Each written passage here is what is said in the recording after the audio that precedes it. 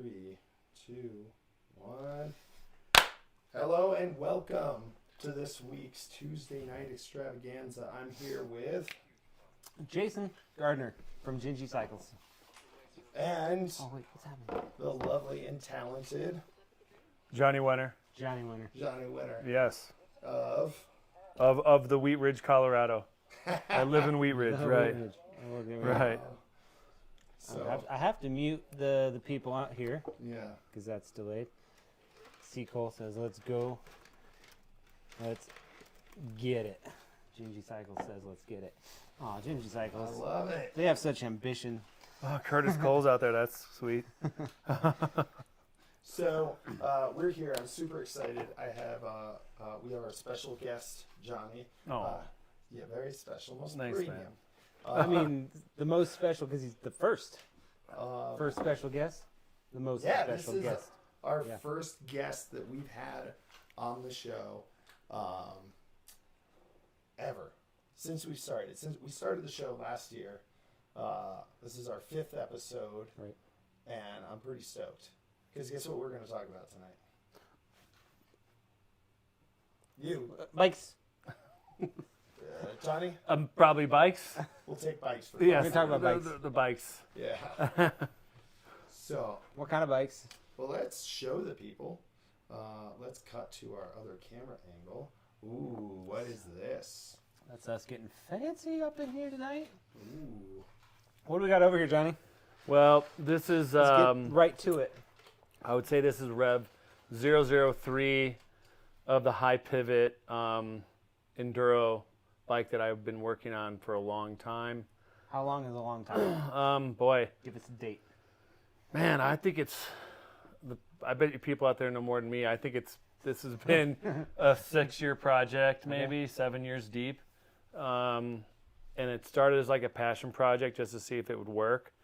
I had a lot of help from 2 engineers, the McDaniel brothers and Lauren and Vaughn and then Bart Brecka and then one of the issues was the bike worked and it worked really well the first season. And so like I was like, man, I got to make another one that's even stronger. And so then it evolved into this, this simple high pivot. That was the whole thing, to keep it really simple. Could I say? Yeah. When a regular person looks at it, it doesn't look simple. There's one pivot, but it doesn't look simple. I agree. Yeah. But the idler is not that complex. It is offset to create anti-squat. And that was, from the engineers, like this whole thing has been done before with Bafla, and Brooklyn did some stuff like this, and Canfield did it. But I was one of the first people to sort of offset it and create the anti-squat, where Bafla was always in the center. Right. So that's what you mean by offset. Right. Not in line with what? And the offset came from Lauren and Vaughn. Like they came up with, we're going to offset it. I knew it probably needed to be offset somewhere, but they put it in this space that it creates, traction when you're pulling down and you're in the saddle. It literally like pulls the bike. You go up with it.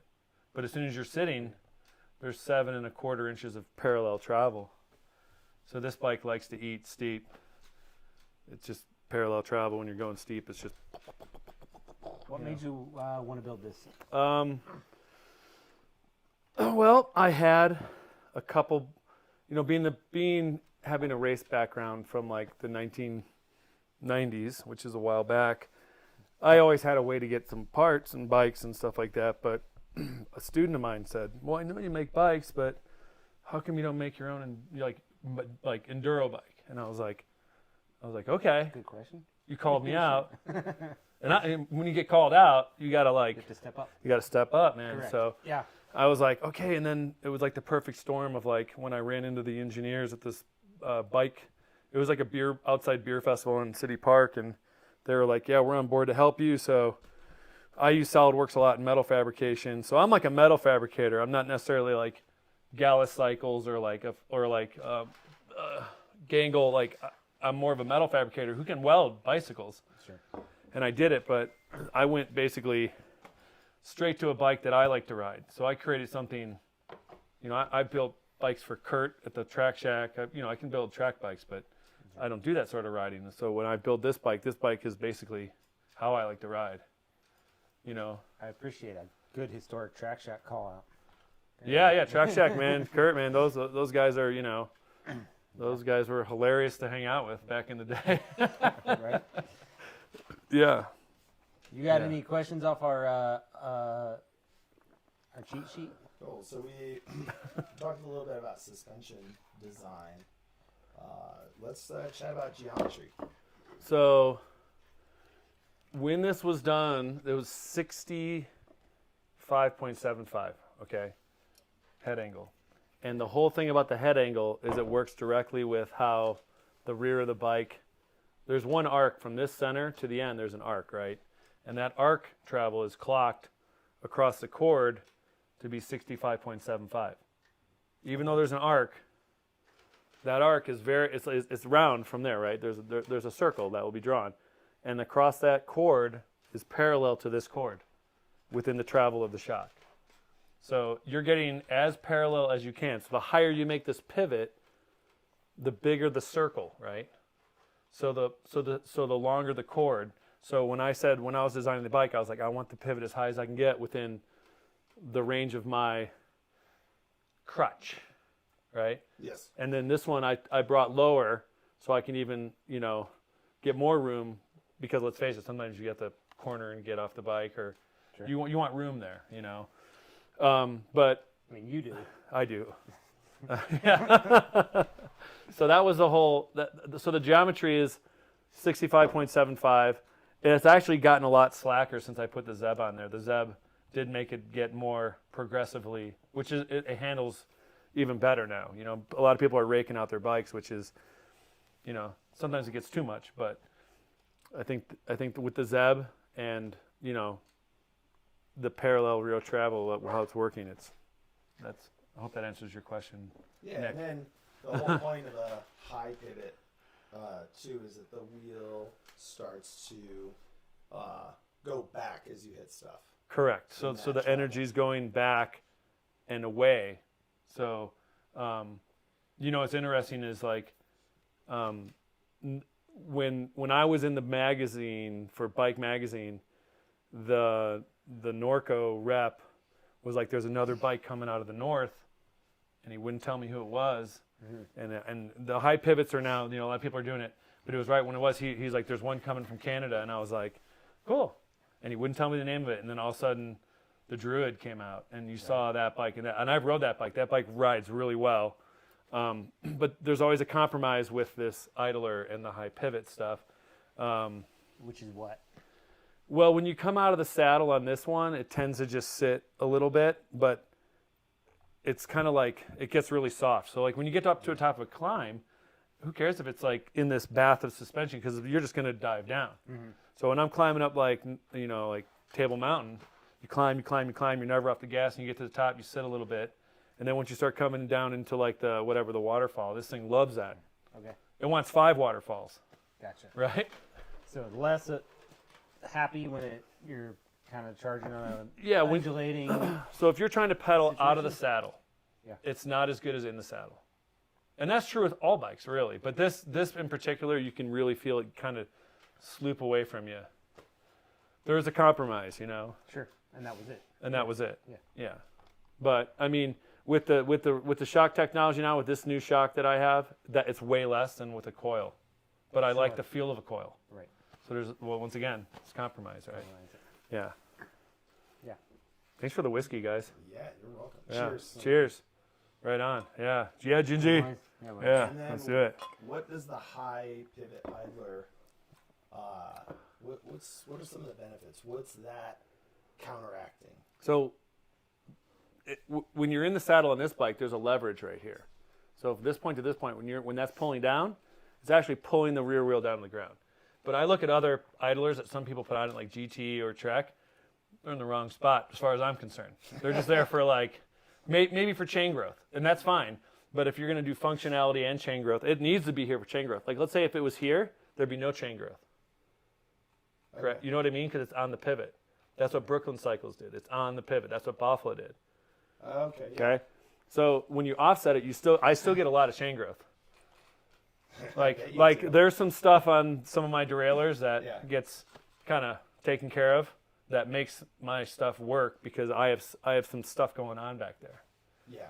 You know, so. Gotcha. So I was trying to look up the new Trek. Have you ridden the new Trek? I haven't ridden the new Trek, but when you look at it, when I look at it, not to say it's not doing anything, but it's not like really functionally. I don't think, you know, it's just basically there for. It's functionally making less chain growth. I think that's what they're doing. And the most controversial thing is what wheel size. Oh, is it This controversial? Is controversial. So I this bike can run 29. It can run a mullet. A what? It can do 29ers and it can do a mullet. So it can do a I'm 20. familiar with this term. Oh, very well. Yeah. Basically, it's a bigger tire in the front and a smaller one in the rear. Okay. I'm actually thinking about doing a 26 and a 29, and we're gonna call it the Scooby-Doo bike. I love it. No, I'm happy with the 26, the 27.5 plus. I like a little bit of a Bodie tire in the front because I'm not like some of the faster guys. I take different weird lines, you know. Just Neanderthals. I'm on the couch, bro. I'm off the couch and then I get in the couch. But I play around with tires and stuff like that. But I think I'm happy with the same size tires. I don't think I'm gonna do the 29 and the 27.5 plus. I'm not doing that. Yeah. It's just not my thing. But if I race, I might go back to a 29 set because narrower tires with 29, you're faster. Sure. Like there's a reason why guys in a World Cup, some of them run 29s with some skinnier tires, and it's crazy how skinny they can get and take that abuse. Like, Well, yeah. When stuff's free. And Yeah, when it's free, somebody's right. going to build a wheel for you that Right. afternoon. It doesn't matter. that's right. So, Yeah. so you got this. How long has this bike been built? So I wanted to complete. So there was another enduro series besides Rev.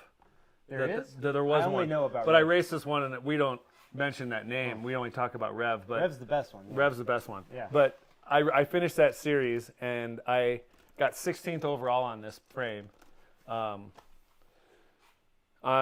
the Masters thing, and I didn't finish the last race in Cresceby because I felt ill. And that's why you went and got the light therapy? Oh, the light therapy. Yeah, no, I dig light therapy, man. I'm into that, like Boulder Light Club. I'll tell you what. I'll give some props to them, man. Yeah. It's unclear whether or not they offer an advantage in enduro racing. Yeah, I don't know. I just like to relax. You know, there's something about racing your face off. You know, like some of the best races that I've done is like true enduro. You're not a ski resort. It's like Glorietta is like the best. It's like a lot of climbing. You gotta like bring food. You gotta bring toilet paper. I mean, it's like you're out there, man. And that's where like this sport, when enduro came to fruition, I was like, man, that's where it's at. You know, like climbing, descending on times.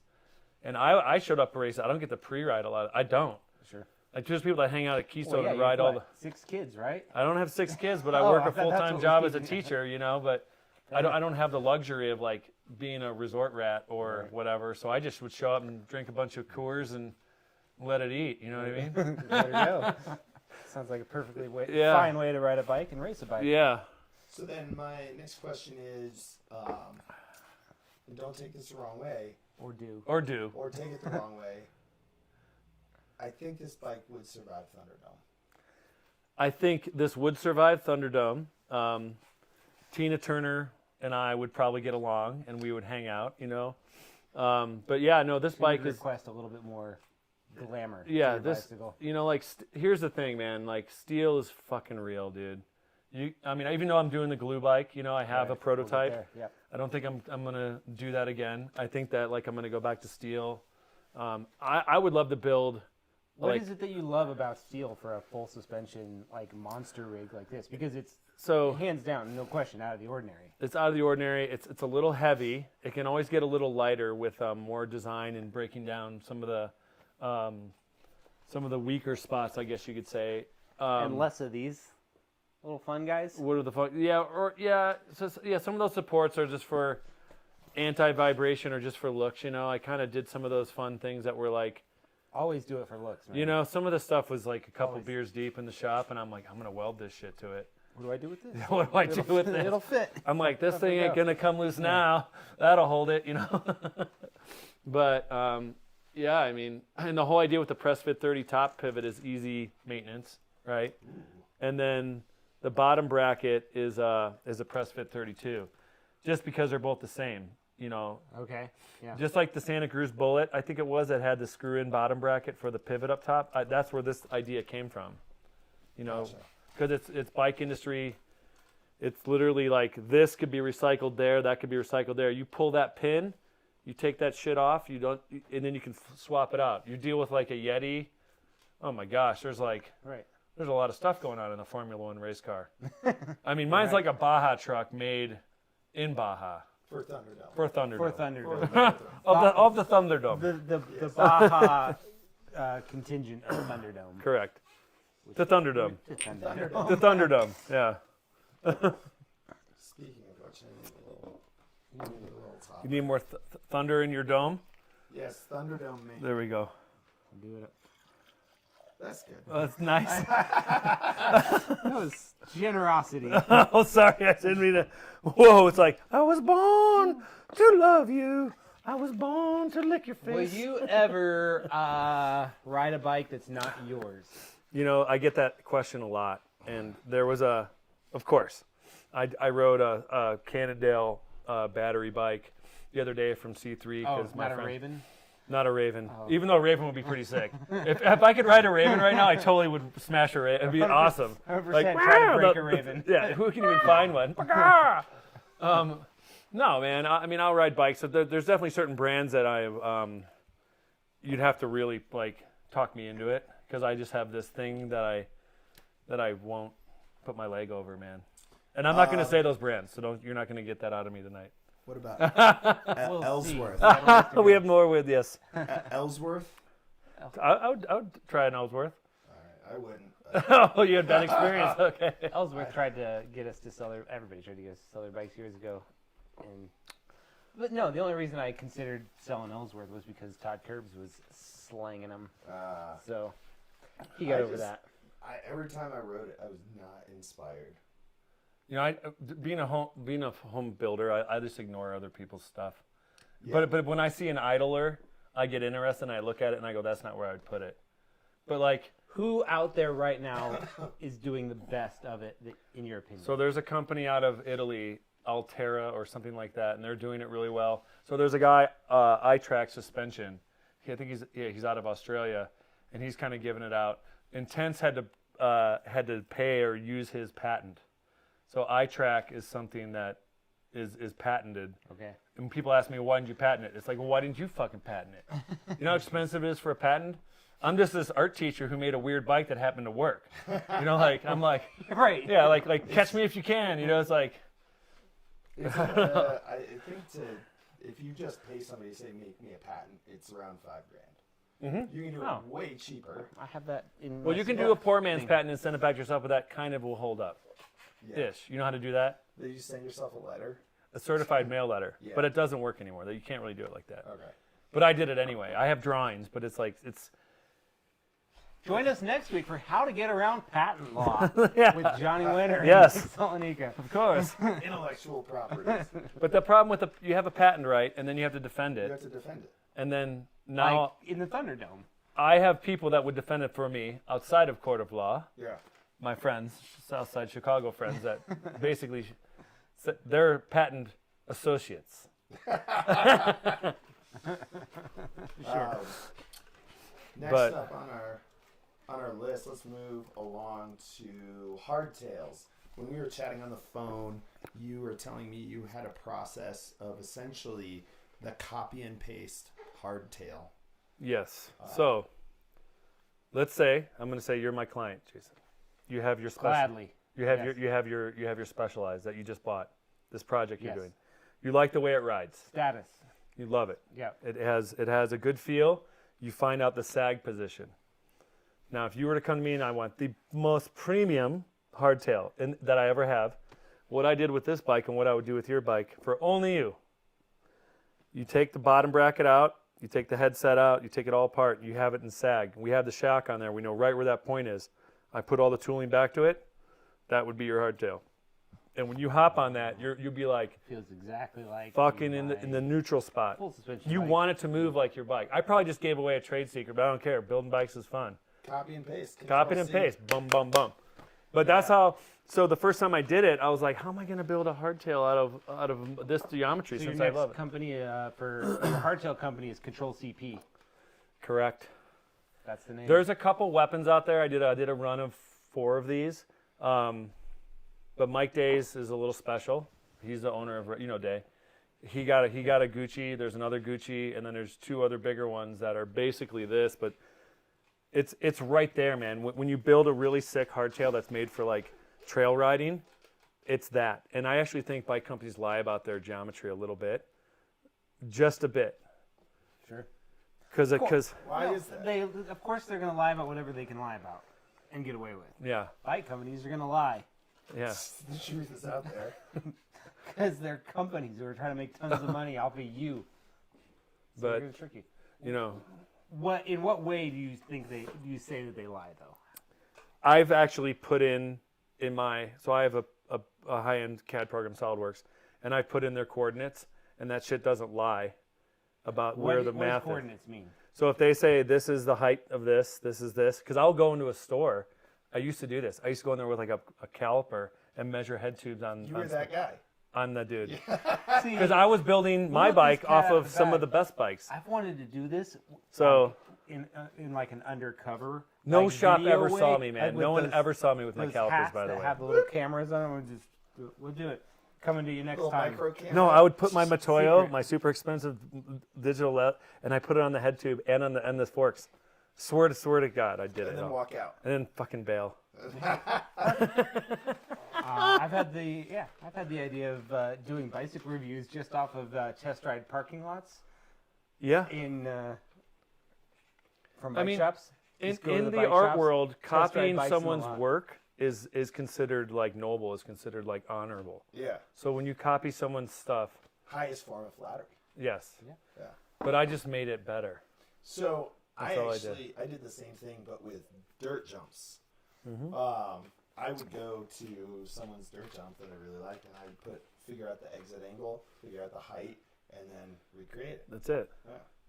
So you're ever evolving to make things better. I mean, that's just what we do as humanoids, Like, there's always a better way to make a better salad. There's always a better way to make a better hot toddy. Hot toddy. This is what I did with people too. I figured I knew what kind of person I wanted to create, so I found the right person to do that with, and then Correct. we created 3 of them, and they're They're perfect. made perfect humans. I saw one of them. Yeah, They came in the wasn't room, she and great? it's crazy. She kind of looks like you. She's like super happy. It's like that's how you make yourself better. Nick made some too. Yeah. You have making babies. Gross. Hopefully they're sleeping. Yeah. Hopefully. This is my one night out. So you do You hear hard- that, guys? Go to bed. Hey, sleepy time. You get a story, and then a second story. We're done. Got That's your it. story. So you do hardtails. I can do hardtails. I'm not really producing bikes, but I'll do it for the inner circle. Hold on. So- What's the point of having a hardtail? I agree. No, I mean, a hardtail is basically. I feel if it's the right. So I just went for a ride with a buddy of mine who had a really great hardtail, and he was keeping up the whole time on North Table. He had bigger tires, like he had the Santa Cruz Chameleon, and it was a wonderful ride. And he does bike packing. It was kind of geared up, and he was slaying it. But he's also a highly skilled rider. But I think like less goes wrong with the hardtail. Let's just be real about it. You have a bunch of moving parts on a $10,000 bike. It wears out. You have a carbon fiber hardtail versus a steel hardtail. I mean, the carbon fiber, once it fails, is very hard to fix. I mean, I literally have welded back my frames when I've broken them and raced them again. Like where a lot of people just like discard it. But I'm actually I like... really hope that was done in a parking lot. Well... Not yet, but I think this summer of racing, I'm bringing my kit because I'm gonna be fucking getting after it. You're gonna need one of those public service trucks That'd be with everything sick, on the yeah. back of it, just in No, case. I just plug in, man. I would like creep in. I would go to like I plug in at the resort, Yeah. and I just have my little small tank of argon, and I do the repair. No one would even know I was fucking Well, there. all you need is an orange vest anyway, Right, and right, then you can do whatever you want. So right. you'll be like, oh, sorry, we gotta change out the 3x40 on this. And That's someone right. will be like, Yeah, okay. that's hilarious. That the guys that get into concerts for free when they put on the orange vest. Yeah, Yeah, that's all you it's need. all about 40-weight ball bearings. I've worked in public works, as they say. You right. get away with anything. Right. Yeah, You plow Shit. whatever you want. orange vest and a little Honda flashy Civic. light. Plow it. Just plow it. Yeah, you plow a Honda Civic. Like when we Miata, plow it. Plow it. Ford Ranger. You could probably get up to like F-250. I could plow your truck. You could try, dude. You bring some boys to the yard. Yeah, you could try. It's a heavy truck, man. Dude, moving along. Let's Yeah. move along. Move along. We talked a little bit about hardtails. The future of. And what's your bike company name? Well, Wen Cycles. My last name's Wenner. I just kind of Some people say Wenner Cycles. It's not really a brand. It was just something to sort of like. It's more of a lifestyle. People kept asking me about it, so I had to do something. That was never like really something I wanted to like do. It was like, oh, what are you gonna call it? You know, because it was about the exploration of an idea that worked, and it did work. And then like the stoke at the races was what really would bring me back. And then I did okay, you know, like. But then like the haters is what would make me even more want to. Because you'd be like talking to someone at a There bar. are haters? Oh, there's fucking trolls, dude. I didn't know there were haters. I didn't know I'll be there at were like a haters. bar, and then someone would be You like, ride a bike like that. someone would be like, well, why would you want to do that? And it'd just be like, I just sit there and just be like, you have no clue like what this is about. You know, like why did you even talk to me and ask me? You don't get to talk to me. You don't get to talk to me ever again. It's different. It's just like I get that.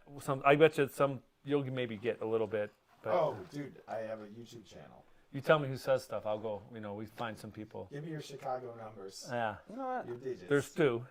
I'm full-fledged ginger, and I still have no idea what haters are. What are you guys talking about? You work in your garage. That's right. Yeah. You put like what, 2 posts a month on social media. You up that to 5 posts, you're gonna get a hater. They're gonna be like, Trying to stay away. I don't like the way you look. You know what? My friend doesn't like how you look. I think I have one hater right now. I could say his name, and he's about as much of a hater as it gets. Who's that? I mean, Curtis Cole. haters. Haters. Dude, let's move to the future though. Unless you have something. I don't. No, I was derailing us, but I do want to know about the future. What's the future? Well, the future was delayed by COVID. There was this idea of doing like what Antherton's doing, like the carbon tubes, and I had a lot of help from Procise Metalworks, Adam Procise.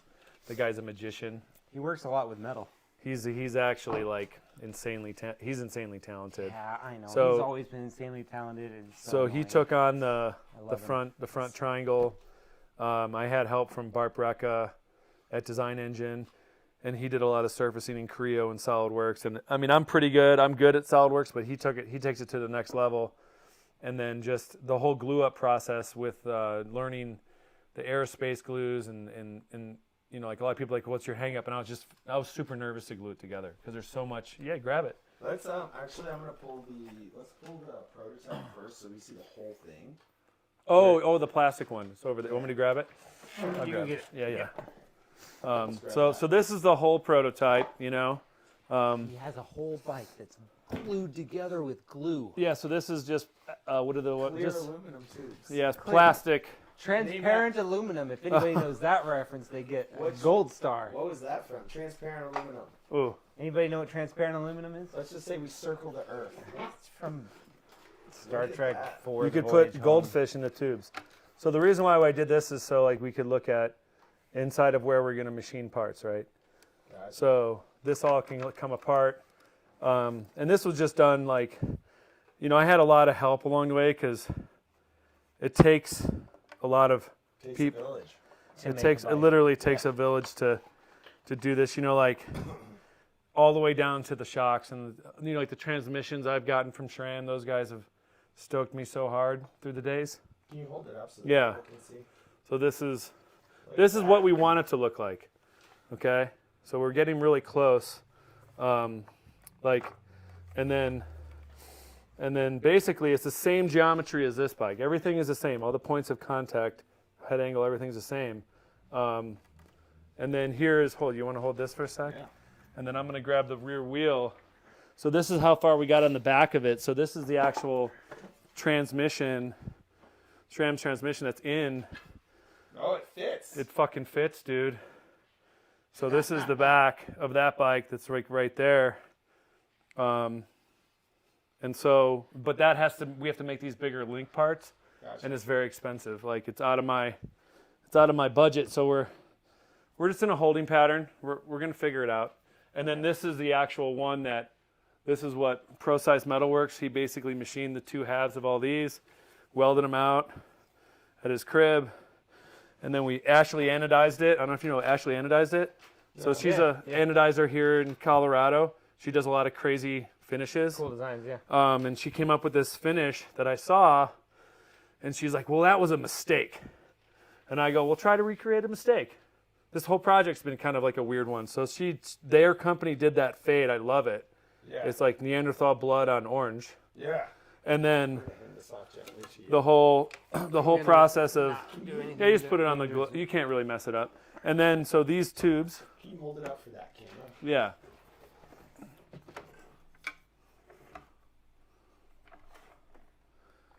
Let's see. There we go. Oh, perfect, dude. That's awesome.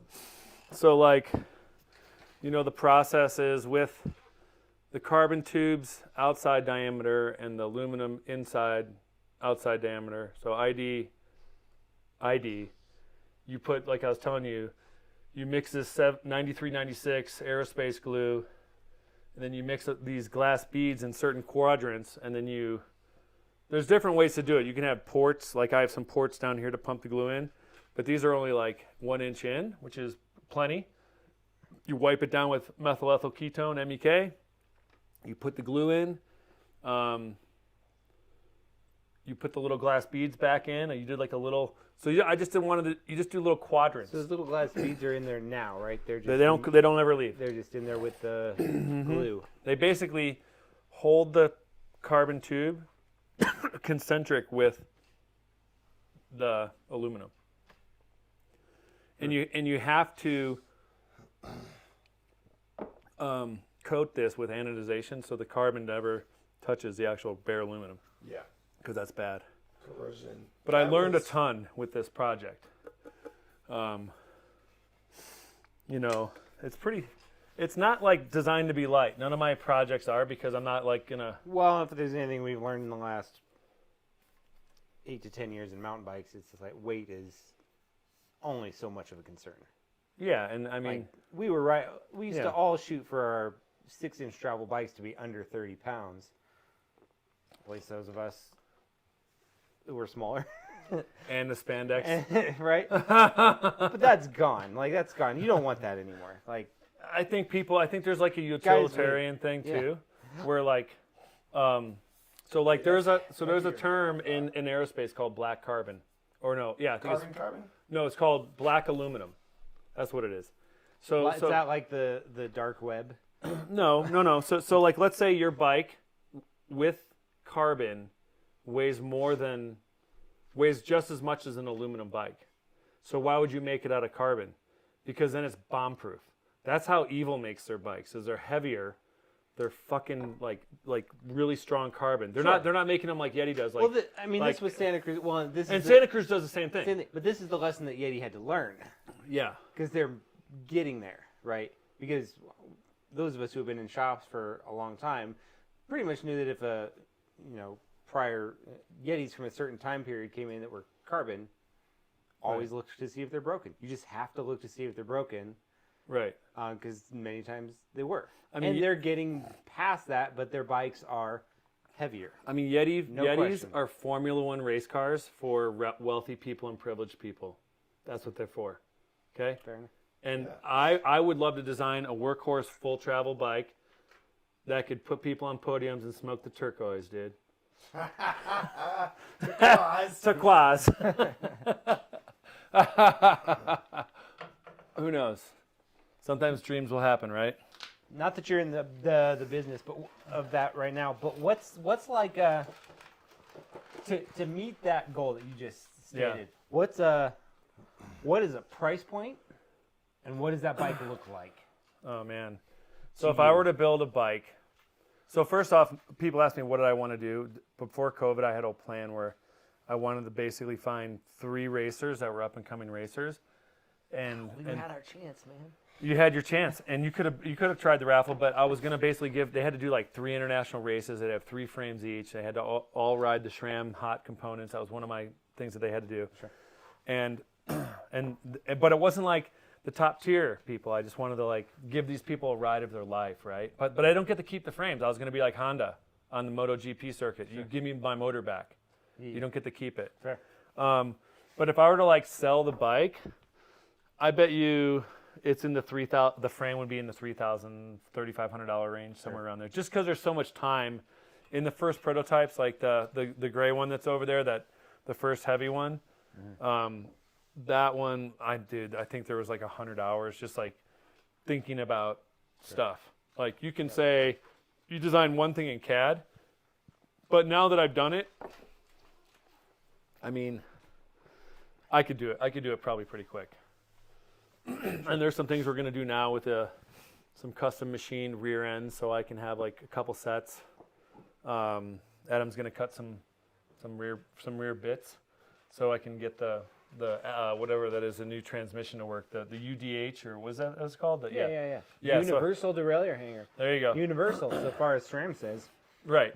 I mean, the one thing about the bike industry is there's no standard. There's no standard. So I mean, that's just what it is. I mean, that's why I have a crescent wrench, because it does metric. You lost, buddy? And standard. What are you looking for? I'm looking for the white frame. The other. Oh, the gray one's down there. It's right down there. Yeah. That was the OG, man. That was the original one that did the. That was in Crested Butte at the Enduro Worlds. That when it came to Crested Butte. So I wanted to show this just to illustrate the suspension working.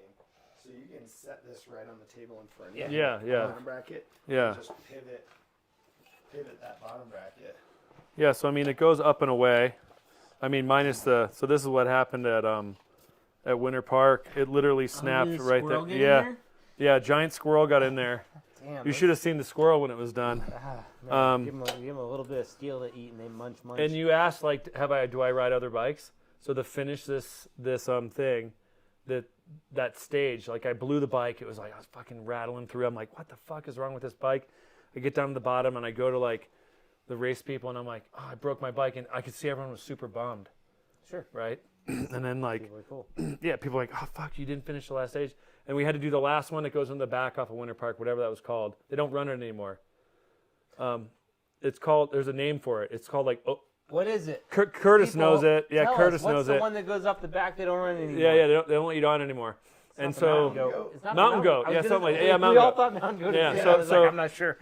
So my friends that they're in the industry, they're like, dude, I got this intense fully banger downhill bike. Just do this last stage. You can have it, of course. So I'm pushing this bike. Sucks. Liaison never rode it.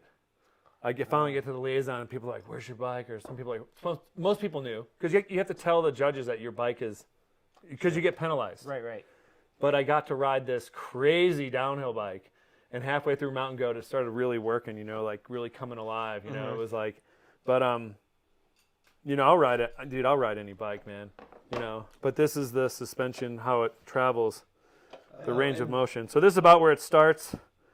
And this is about. Let's put it up on the table so yeah, right on that edge. And the reason why I don't take the hat off, John Tomac and Greg Herbold signed that hat. All right. The hat doesn't come off this bike. It doesn't. No, they're both legends. Some people don't know who Johnny T is. I know you guys do. They're legends, and so is that bike. Yeah. I think if you're just joining us and you see this suspension, it looks crazy because there's a lot of tubes. Yeah. A lot so of Thunderdome. A lot of Thunderdome. It's very simple, but it's actually very simple. And I did the Battleship Gray just because it's prototype, so you could see cracks and stuff. You can see here the frame buckled. Yep.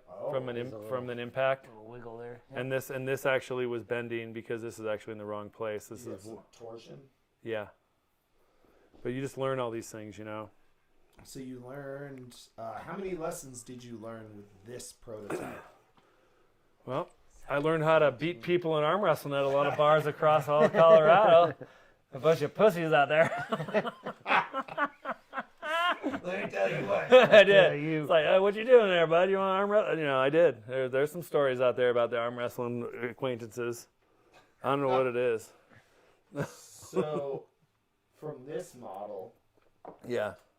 you know, you clearly, your head tube, you had a little buckling there. So this was buckled from this stress point. You see how this is right here? And then you add a sleeve, and then you don't weld the sleeve to create a heat-affected zone. Okay. Or you silver braze it, which is even more sexier. But that can create a heat-affected zone. So when you look at motocross stuff, sometimes you don't weld that out, or sometimes you do. And I just did a little tack weld, and I silver braze it. But my problem was I did tack weld it, and it affected that. But this didn't bend, so I knew this wasn't. It's bad, but on my green e-bike, I just cut this shit out and I re-weld it. I have it all bead blasted because it's steel. Sure. You know, I can keep evolving without really trying to, because it's not about having this perfect looking bike. It's about finding what's right, and then you can always make that bike, right? And then put the moves on Tina Turner. We don't need another hero. In Thunderdome. In the Thunderdome. Dude, you got to... The bike dome. The bike dome. Right.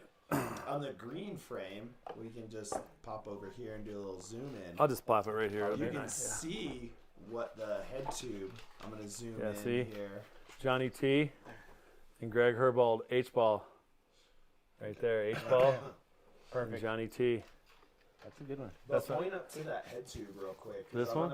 Yeah, like you took the gusset from the middle and you beefed up the bottom. I beefed up the bottom, so I made this custom shelf to really make it super strong. And that was like some crazy sheet metal work.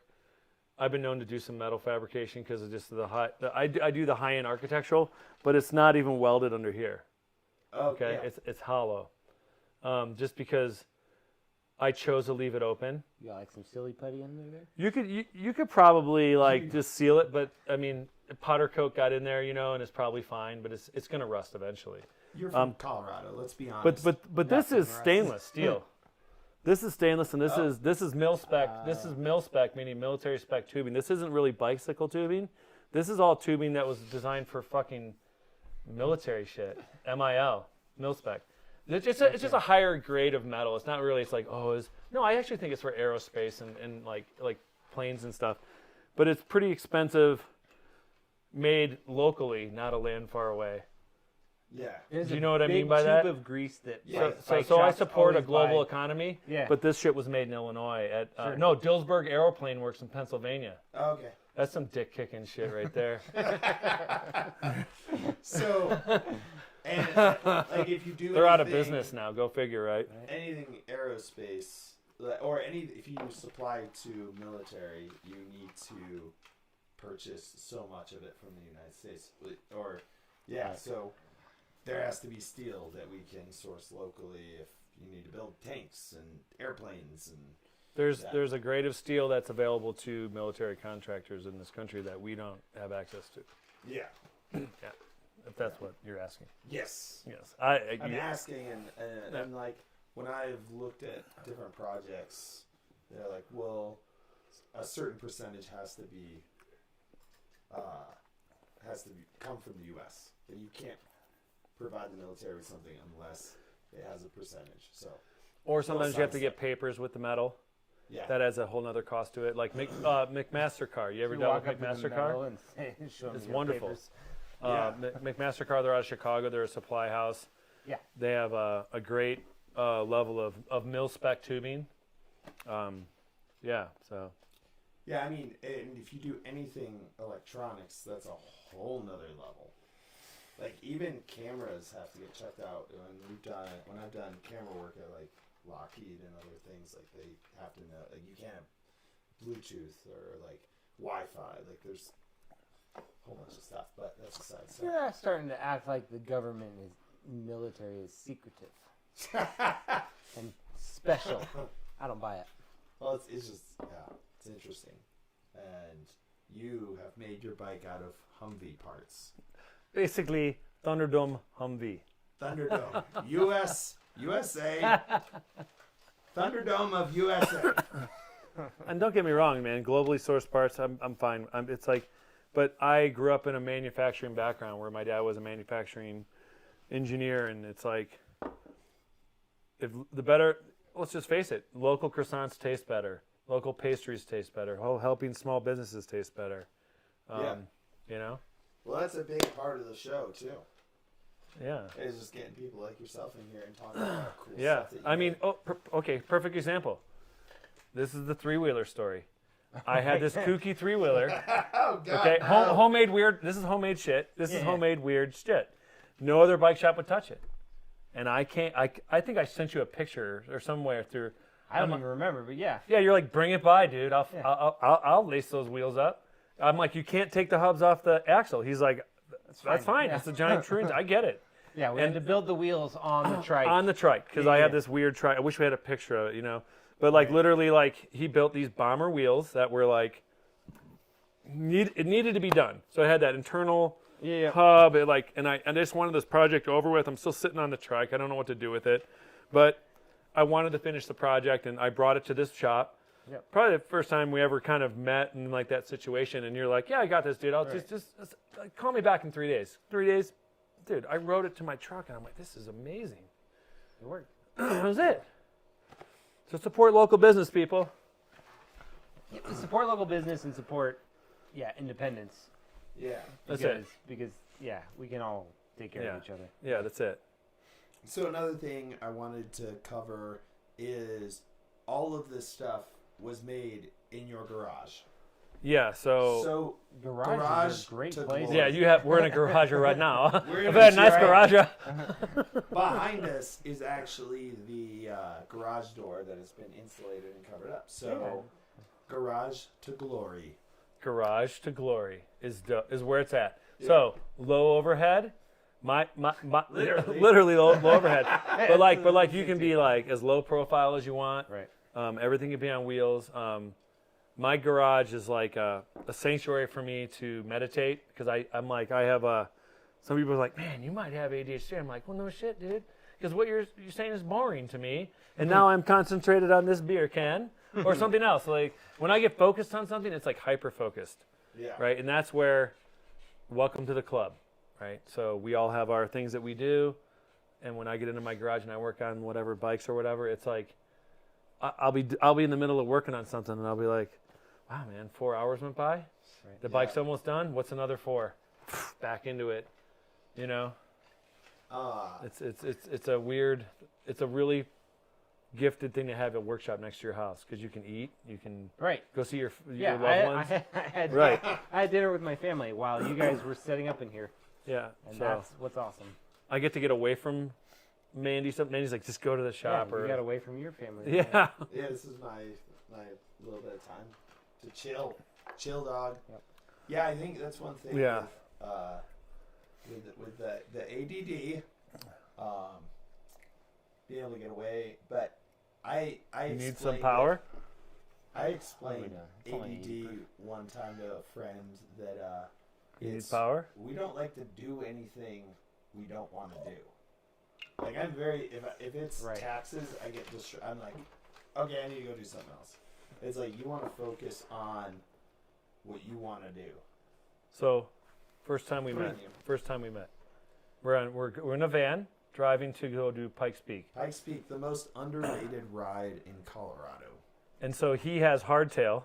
Premium 26. Because it's worth owning a hardtail. And I was like, who's this guy? Who's this guy? And I'm on this. I was actually on the Demo 8 Specialized bike that I had never rode. I just got it from Mojo Wheels, and I was like, I'm going to open this son of a gun up. And I did.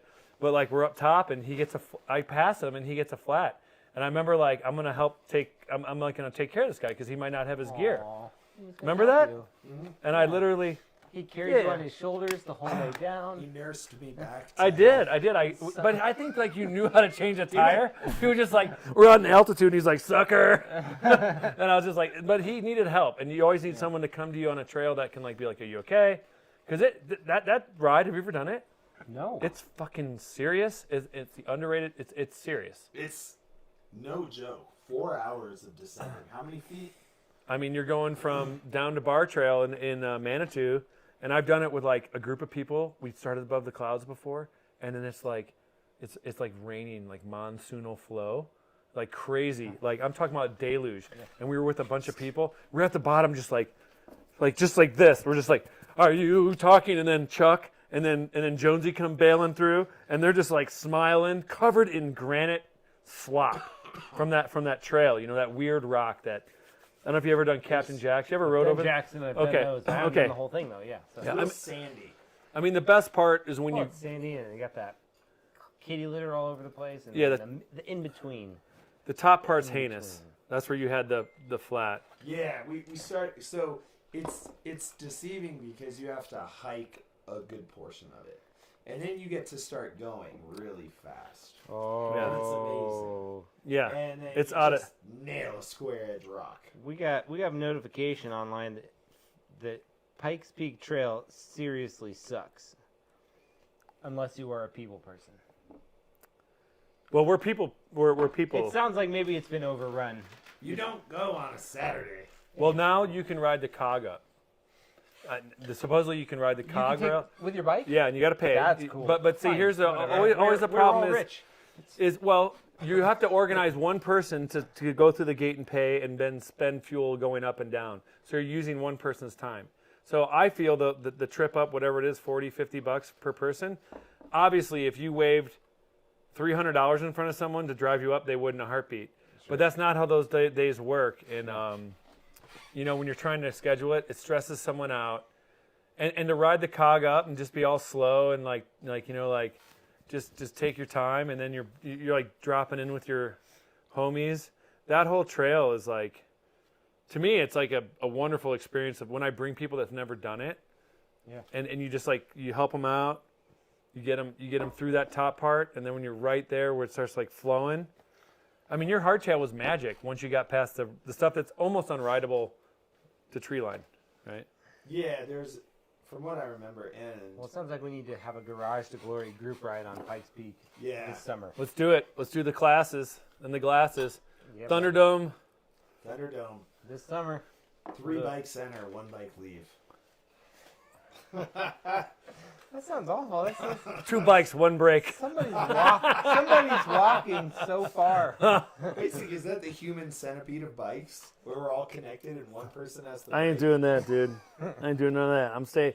I say far and clear away, but it's a special experience for sure.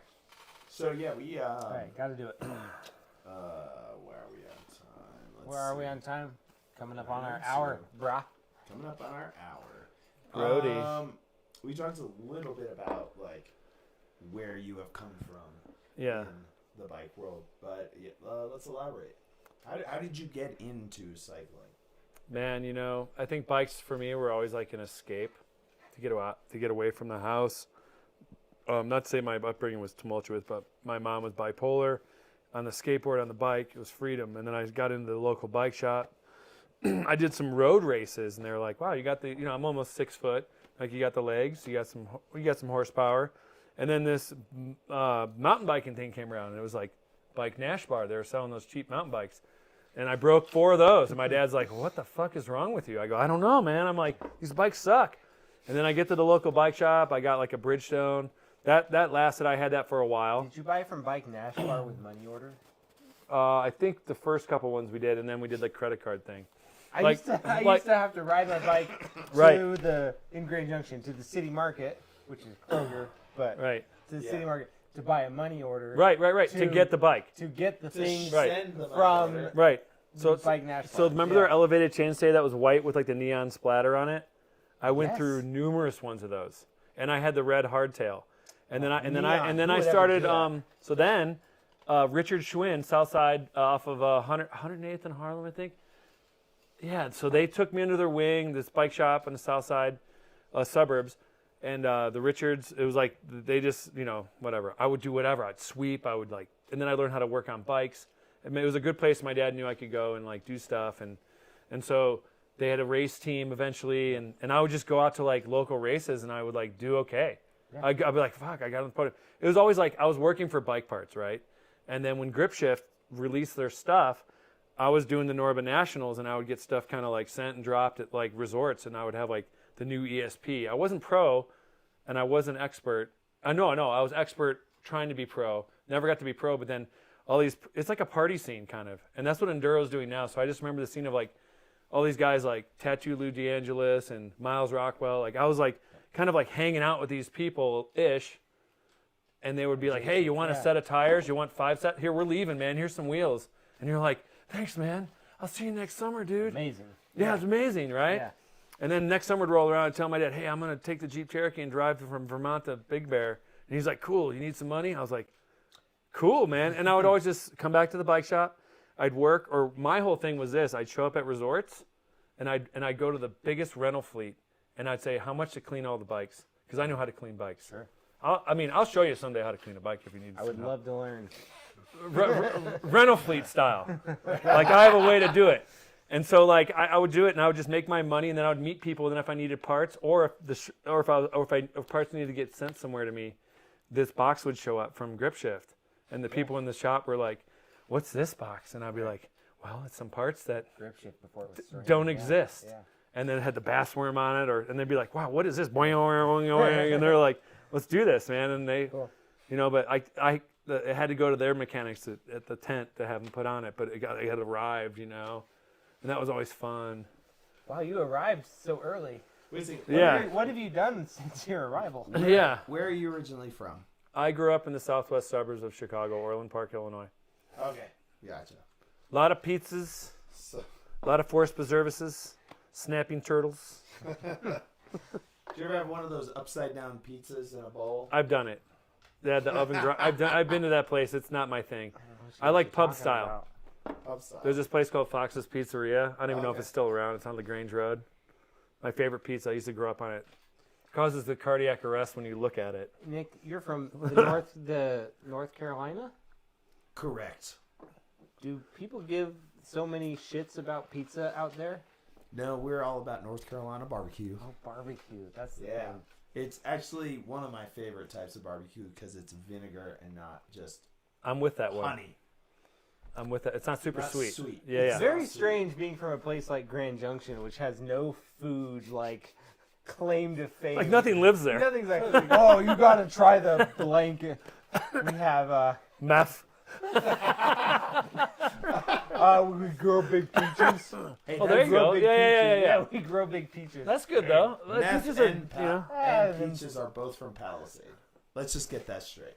But it's all the Grand Junction. Dude, we're talking Palisade, Grand Junction. It's the same thing. It's 2 minutes up the road. Yeah. By bicycle. By bicycle. Yeah. Not a huge difference. Yeah, but any kind of you go start getting out in rural like Grand Junction or it can get a little weird, Yes. Yeah. I know. Yes. People have purchased property where no plant has ever grown. A little on the dusty side. Yeah. Some good riding out there though, man. Yeah, I mean, well, sure. I actually prefer going to Junction over Moab. 2 hours closer. Same. Yeah. And there is so much to ride. So much. And if you, depending on the time of year, you do. I mean, Moab has options as well, up high and low, but you get options in Grand Junction Zone. Yeah. How about the Palisade Plunge? Has anyone done that? I have not done it. So I've heard some stories. I had the chance to do it, but I was not in great shape, and I said, I'm going to sit this one out, guys. But a buddy of mine rides it pretty regularly. There's consequences. Yeah, there's a lot of exposure, and there's a lot of there's actually a fair bit of pedaling. Yeah. There's some pedaling. It's not. Yeah, it's just, probably compared to Monarch Trail. What do you think? Probably about the same. because Monarch Crest, you have to climb about 2,000 feet throughout the whole thing. Everybody I've known who has done the Palisade Plunge, who doesn't like to pedal their bikes, Has died. hated the ride. No, they've hated it. Okay. So I liked Monarch Only one's Crest. lived, fair enough, to tell me this. So. Oh, he died on the trail? No, Oh, fuck. I was like, shit. No. Way to make it No, some guy awkward. died on I that. think only a couple of people have died. Only a couple. But, you know. And I think it's dehydration related, which is not uncommon. Yeah, you got to be on your game. So for one, bring your water, bring your cell phone, bring a way to communicate besides your cell phone if it's that deep in the backcountry. You play around. But you can see all of the Grand Valley like the whole time you're Doesn't on matter. it, which has to be Dude, awful if you you're get dying. stung You by can a be like, rattlesnake "Oh." up there, those damn rattlesnakes. There's cougars up there. Yeah, I think people forget Not that. so much. They'll stay away from you. Yeah, You don't think there's mountain lions up there? probably not very many. I don't know, man. Never seen any. Sometimes I feel them. Okay, we're derailed. But sometimes the creepiest mountain like feeling I had was last summer. My daughter she went to a Arctic Monkeys concert at Red Rocks. She doesn't drive, so I dropped her and her friend off. But I parked in one of the lots, right? Yeah. And I dropped them off, and they went into the concert. And then I went and rode. And I rode Matthew Winters, and then I came back down Dakota Ridge. Welcome to Colorado. And I came through the burn section of Dakota Ridge Yeah. with the sun pretty much just setting. Yeah. So there's nothing. There's dead quiet. Just a little bit of light. And I'm like, I know some freaking kitty is just watching me. Right. The whole dude. I can't confirm it. Most creepy I've ever. But then, a week later, I saw on one of the Front Range bike Facebook things, some guy was at Mount Falcon up high. Yeah. And, dude, he got photos of a cat just looking at him like. So 30 they don't feet, like when maybe. you look back at them. So I have an idea. You take So those. they're not like T-Rexes. They'll with get the you on eye the back. contact? What they get you, they're going to get you from the neck. That's what they want to do. So what you do, this is Johnny Anti-Mountain Lion. You get those googly eyes. You stick them on the back of your helmet. So they're looking up just like the caterpillar trick with the butterfly Yeah. for the birds. And then you're like this, and people are like, what's that for? And it's like, they're going to get you before me, dude. I'm not telling you. Because if it's doing this with those two eyes, they're not going to Those bite. cats, They don't won't know bite. What's going on? Yeah, because you're looking at them, because you can defend yourself. They don't want to get the static. Well, and here I've been riding with like a metal brace all around my neck to prevent that. A You metal do? brace No. that says, Shit. bite me. That's Thunderdome. You have your metal. They're like Hey, titanium. We're preparing for Thunderdome. Yeah. Yes. Titanium Colin, net guards, net gaiters. thanks for all the comments, Colin Ford. Oh, Colin Ford. One Yeah. of those cougars up there. Oh, the next What did he say? I subject. can't see the heart. What Colin Ford say? I don't know. So, Anyway, it's all right. It doesn't matter. the most I mean, it does controversial matter. thing that you've learned He thinks this you're not- He thinks year. you're not into cougars. Oh, Does he not know how old you are? I saw him at a party. I saw him at a wedding just a couple weeks ago. We're not even gonna talk. He was wild like a cougar. I was going to ask what type of cougar. Yeah. So the most controversial thing you've learned in the last couple of years about yourself was that you are 2% Neanderthal DNA. Do you want to tell us about that? So I How do you find this out? well, I did. So I put off. So I got this test. I put it off for like 2 years. The 23andMe, and I did it finally. And you get these alerts, and it's half of it's whatever, but then they give you another alert. They're like, you have 22% of Neanderthal than anyone on 23andMe, which is kind of interesting. But then when they say you have like 2-3% in your body of Neanderthal. But then when you read through like what it means and how it does, and they ask you questions like, have you ever like gone camping and exerted yourself, and you just got up and went to work? And I'm like, yeah, I just kind of do that. I start cleaning up the campsite, and then they're like, how are you with like deep hangovers and when you're exerting yourself? And I'm like, well, I just kind of like get up and do it, and like it's like perfect example, an enduro race. They're like, let's go out and have a couple beers, and it's like 3 o'clock rolls around. You get kicked out of a bar, and you're like, I got a race in 4 hours. So you hydrate, you go. People are still in they're shitting their pants, and I'm just like on course, ready to go, sweating, but I'm functioning. And there is something about this kind of physical return where I've had hangovers where I've been so bad, but there is some times where I can like bounce back, but also like without even putting drinking in the mix, like off the couch doing these races, I just say go ahead and do it. Like go ahead and go race Glorietta right now, and have a whack at it. On a 42, 45 pound bike. And it's entirely plausible that this is related to your 2% Neanderthal. Tall or tall? Which one do you go with? Dude, I bring toilet paper. I bring fucking bacon and sardines. I don't give a fuck about any. I just, whatever my body needs. Salt. I was at a race one time up top in Crested Butte, and I had sardines, and I busted them open. Maybe 3% of the people up there were like, I'll eat some with you, and we're like doing it. And I drank some of the juice, and this dude came over. He's like, you going to finish that juice? He had it running down his freaking neck. He had like the 3%. And then I had some fish left over on a cracker, and I go, this is yours, dude. He was all over. Yeah, and I just like, eating like the bacon and the camaraderie of it. Enduro is a special thing. I think whatever they want to call it, grinduros are put the same way. These savages go so deep on the bike, man.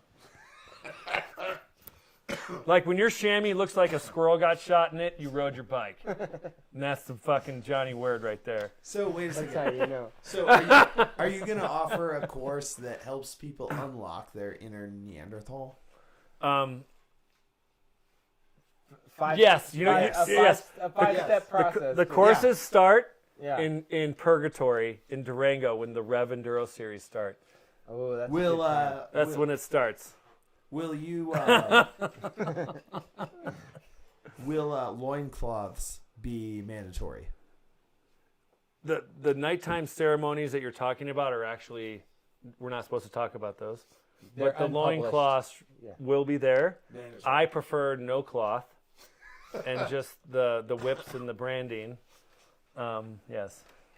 Do you feel like you carry generational trauma that Homo sapien screwed the existence out of, literally? So I'm going to tell you what. There's archetypal imagery that Carl Jung talked about, and there's an inner power that we have. This is deep shit. This is I'm on it already. So there's archetypal imagery that you're attracted to, whether you like it or not. There's a way to like see something, and there's always trauma. And I think that we absorb and take in things for sure. Like what happened to me before I got here. But we're not going to, that shit was bad. But some things are, you internalize energy and you expel energy. And there's points when you're racing that you fucking, you can't explain it. It's like, wow, that's the Neanderthal. In the zone. Dude. Only Neanderthals now get in the zone. Yeah, that's it. This is a question. You have many tonight. I have many. I feel like you're making me drink more. It's like making me you're getting me nervous or some shit. I feel like I'll give you some. Are certain players in the enduro world that are trying to make it the next golf. Ooh, is enduro the next golf? Is enduro mountain biking the next golf? No. Somebody needs to explain what. So I'll is. tell you, there's an enduro series that is making like the next fucking golf, and then there's a Rev Enduro that is making it like how it should be. Okay. Yeah. There's always like these promoters that do things, just like I think it's like what is it, the Breck Epic, where McCormick keeps it close to the hip. It's always sick, and then Rev keeps it sick. I mean, I like riding a golf course, dude. I'll throw a fucking big old woo. But a big old woo. Yeah. Who wouldn't? Who wouldn't? Who wouldn't? Yeah. But more of pushing the clothing, more the material than screw it. I have a Dior derailleur and I'm gonna go send it. I mean, I don't care. It doesn't matter. It doesn't matter. So race culture, whatever. So back to motocross. You see the privateers come up. I get gifted a lot of hot parts. I see somebody that needs help. They can have my parts. If they need something and I'm like done or whatever, I have a backup thing. You give it to them and you let them run. He actually gave me like 3 pounds of prime rib on his birthday. And I've been surviving the last 3 days on prime rib. That's right. So if you see Johnny on the race course, Ask for a little prime rib. That's right. He just might have some in his back pocket. Yeah. He is 2% Neanderthal. So, jump in. Jump in. The water's fine. So I think we're any last words? Just go ride your bike, and then support, like like local bike shops, local builders. Find what you need. Yeah, Gingy. Is it proper Gingy here? Yeah. Yeah, Gingy Cycles. Yeah. The state of Colorado says so. He's bona fide. Yeah. He's a suitor. Yeah. Just support the hobbies you love and try to stay local. That's what I say. Curtis Cole wants to finish out with what is enduro. That sounds like somebody needs to do a video to explain it. 'Cause There's a great picture of Curtis Cole. I still don't know. With the goggies on and the onesie Rude Boy. That's enduro. That is full. Because he brings it together too. Curtis Cole, man. You got to bring him in here and have him do a little spiel. He'll tell you, like... Rude Boy onesies might be one of my things I miss the most. The tight ones. Bring them back. Yeah. If you think you run an XL, you got to run a medium L. That's just tight, so the zipper's skin-tight almost popping off. with the knee pads and the full face. Let's just face it. Yes, the 'cause Rude Boys nothing's faster. bring the party, man. I mean, They just bring it. they used to. We'll see. Yeah. Oh! You got to watch that. They're going to come to your house with a bonfire or something. Dude, are you starting a team called the Polite Boys? The Polite Gentlemen? There actually is something called the Polite There Posse. is. Our boy. But that's a whole different thing, and they're really sweet, and they have a whole underground thing, and it's even more they're dark. a posse, which means they're after somebody. Yeah, they're after somebody. But we don't know who, which is what's so polite about what they're doing. Yeah. So I remember when I was at the be you. other race series, I would do trophies for series. I help Rev too with it, and I would just be leaving the race the next day super hungover, and there'd be 3 cases of Dale's Pale Ale. I'm like, what the fuck am I gonna do with this what's called the one Dale's Pale Ale? Yeah. Yeah. It's to me, I'm a Coors guy. I'm a Light Cerveza guy. That's what got me the hangover in the first place after the bike race. It's like syrup. Yeah. And there's a case of it or a case and a half. Because you know what? They didn't want it. Let's throw it in Johnny's vehicle. Made assumptions. But I used it up. I mean, I drank it, but Over the course of many years. I drank it. yeah. But any last final thoughts? I don't have any more thoughts on any of this. Any PSAs on the week? Anything you got to share?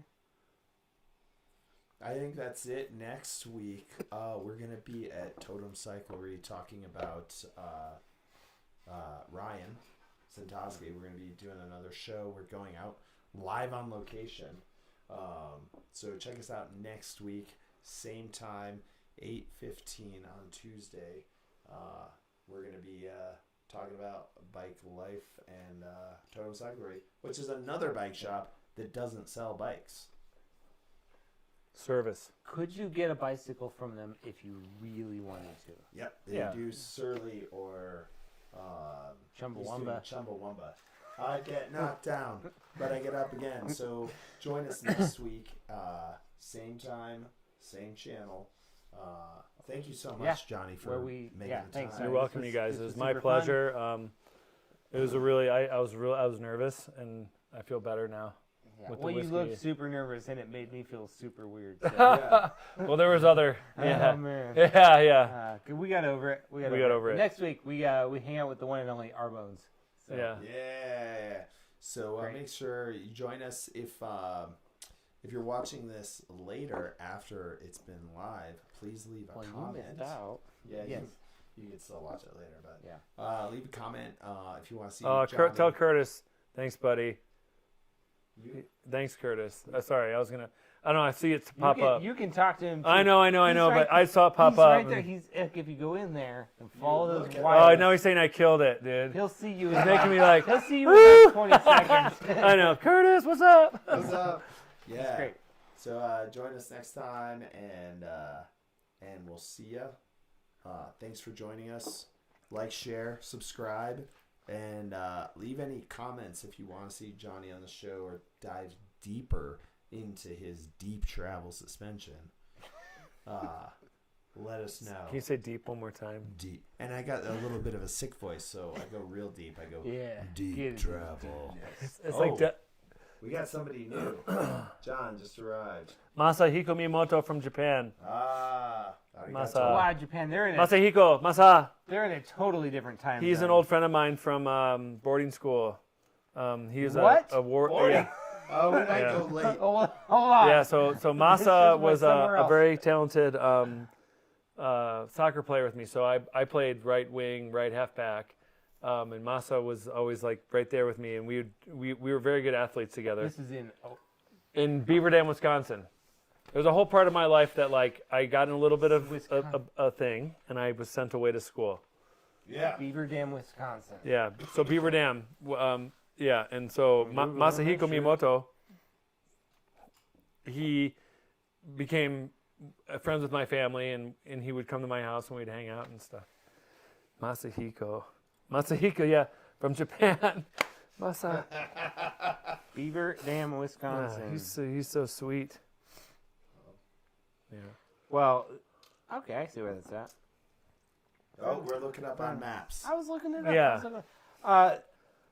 Masa, where do you live in Japan now? We get into everybody's lives. I spent a small period of my time in the north of Wisconsin where I volunteered at a boys' home who helped certain boys like yourself. Yeah. I mean, this school changed my life. So. I changed it. So. Yeah. So anyway. Well, thank you so much, everyone, for joining. And, man, we got some latecomers. But thanks for joining us, and we'll see you next week. Good night, and go deep in your travel. That's pretty good.